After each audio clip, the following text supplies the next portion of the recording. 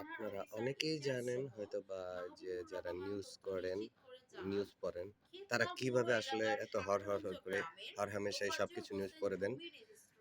এটারে বলা হয় অটো কিউ। যদিও আমরা কম্পিউটার দিয়ে এটা রেডি করেছি। মূলত আমাদের অটো কিউটা নষ্ট হয়ে গেছে। এজন্য কম্পিউটার দাঁড় করিয়েছি।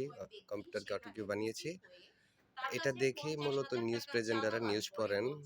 যেকোনো আপডেট নিউজ আসলে এখানেই উপস্থাপন করা হয়। সেটা দেখে তারা নিউজ পড়েন। এই আমাদের নিউজ প্রেজেন্টার প্রজ্ঞা আপু, উনি এখন নিউজটা রিভাইজ দিচ্ছেন। এ আপনারা দেখতেই অবস্থায় পাচ্ছেন সেনা যে উনি সদস্যরা রিভাইজ দিচ্ছেন ঘটনাস্থলে মূলত। এসে পরিস্থিতি নিয়ন্ত্রণে আনে।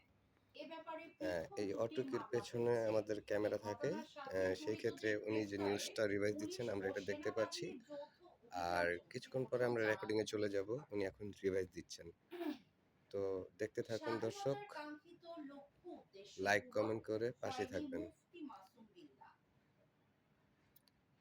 নারায়ণগঞ্জ মহানগর ইসলামী আন্দোলন বাংলাদেশের সভাপতি মুফতি মাসুম বিল্লাহ বলেছেন, ৫৪ বছর অতিবাহিত হয়ে গেছে, যে লক্ষ্য উদ্দেশ্য নিয়ে দেশ স্বাধীন করেছিলাম